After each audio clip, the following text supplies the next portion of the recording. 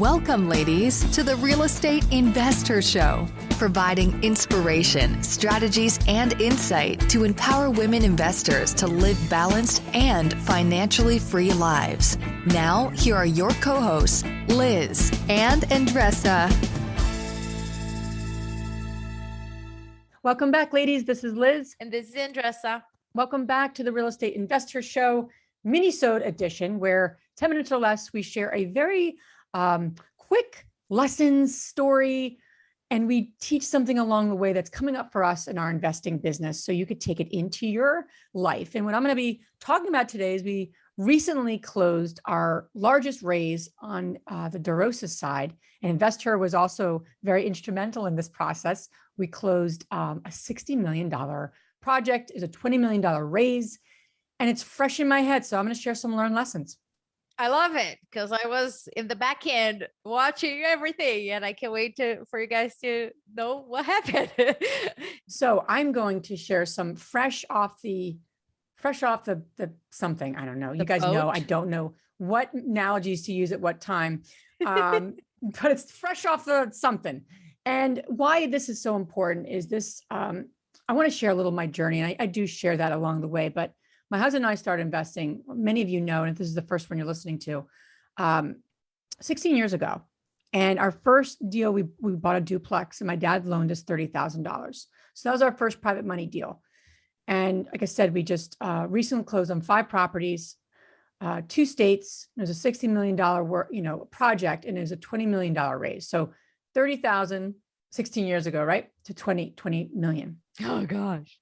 So I wanted to share it. And obviously this wasn't all one person, this wasn't me instrumental in doing 20 million, but why this is a powerful story and a few learned lessons is that as Andresa has grown, Her became a capital raiser and a partner of this project with Andresa, which was really neat to kind of utilize both of our communities. My husband does his thing and I do my thing. And it was really cool to kind of cross-pollinate and support each other.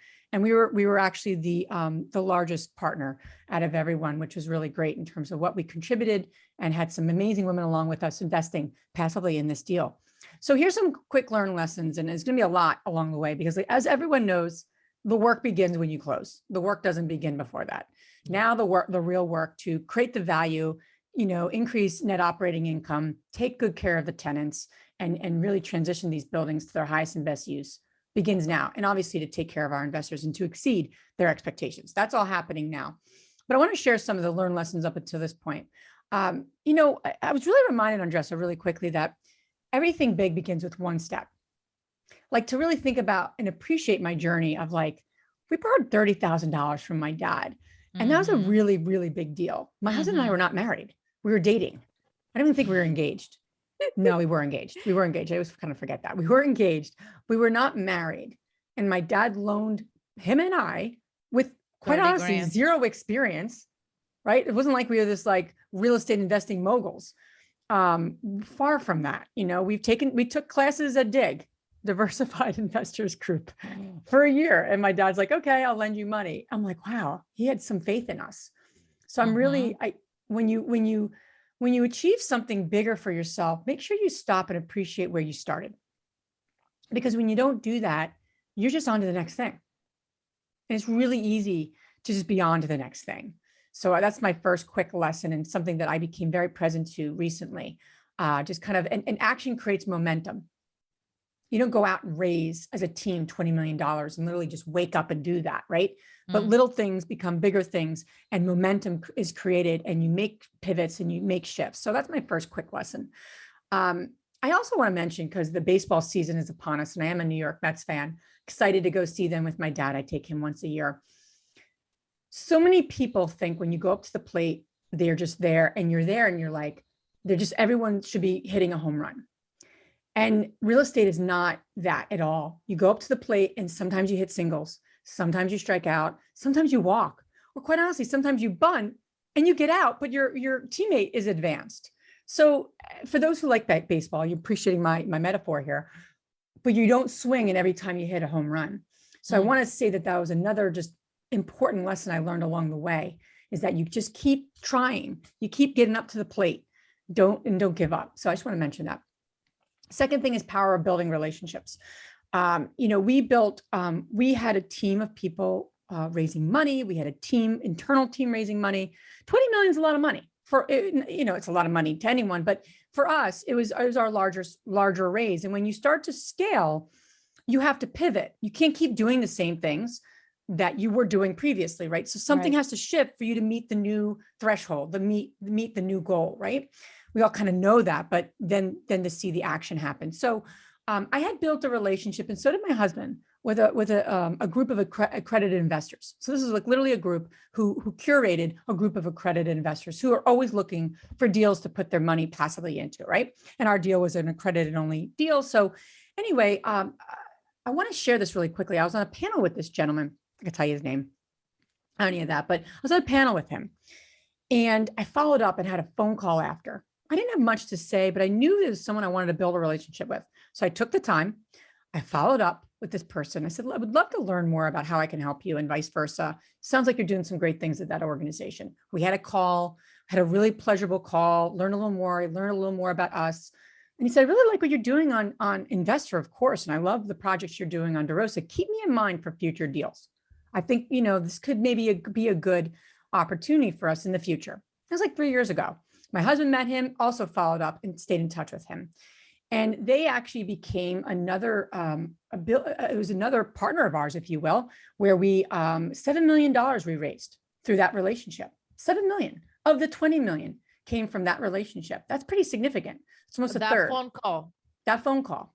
So I tell you that because we need to build relationships. We all know that, but like, how do you build relationships? And staying in front of people and being of service and just doing it genuinely, not doing it to get something. I didn't have that call, and I talked about myself the whole time and didn't see how I can help him. Or you didn't want to pick his brain. Or pick his brain, right? So I just say that, I didn't know if he was even going to respond to my email, but I took the chance, and I had a great call. I just say that because don't ever underestimate the power of building relationships. That relationship yielded a really big part of our raise. So I just want to say that.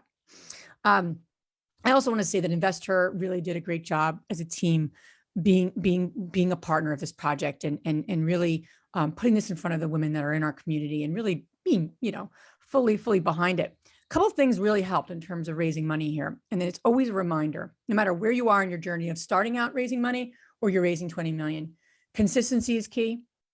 A multitude of content, from video to email blast to webinar to live to recorded to phone calls. We did it all.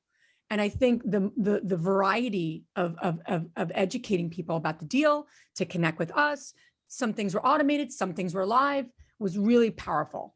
And it's not just one thing. You can't just do one thing and think you're gonna like raise all the money you need in a day. Well, some people do that, but we really made it consistent. And I remember early on, I was kind of project managing it, which, I'm not the best project manager, to be honest with you, but Andresa was helping me quite a bit. And she said, we really need to do it for 4 weeks. We needed it. I'm like, you're right.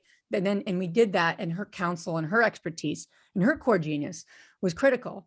The consistency, the variety, the planness, and just executing that. And it was like a drip campaign.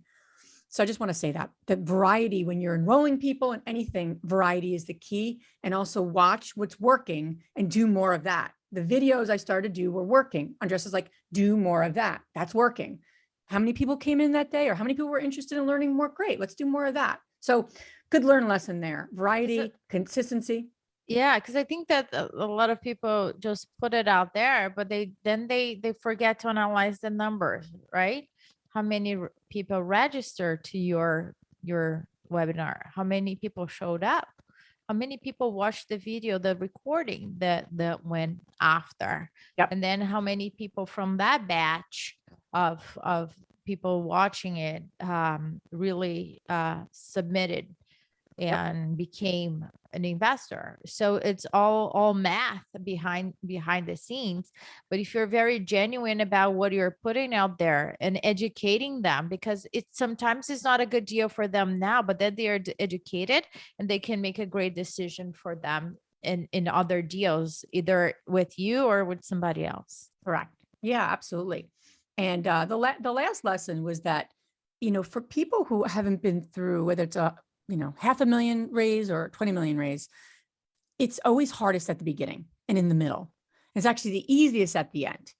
Why I say that is because there's momentum being built. No one wants to be the first investor in anything. Think about it. Like if you're now passively investing with someone, it doesn't mean, especially if you're a repeat investor, that's different. But if you're newer to the team, newer to the project, momentum gets created though. So once we hit the threshold of like 75% subscribed, it was like we were oversubscribed. It became just like, that was the easiest. The last month has been the easiest. The first 2 months were probably the hardest, right? You're hustling a little more, you're sharing it more. So why I say that is a learned lesson. I know that, but it's a really good reminder for those listening who are raising money, who are enrolling other people. And the closer you get, the more money we raised at the end than the beginning because of that momentum. And people sense of urgency, right? There's always a sense of urgency. Real estate's amazing because there's always a sense of urgency. There's a closing, Yeah, pretty clear on that. closing. It's like you're making it up, right? It's not It's like, like, oh my I'm gonna create gosh. some sense of urgency. There really isn't any. No, there really is, right? So There is.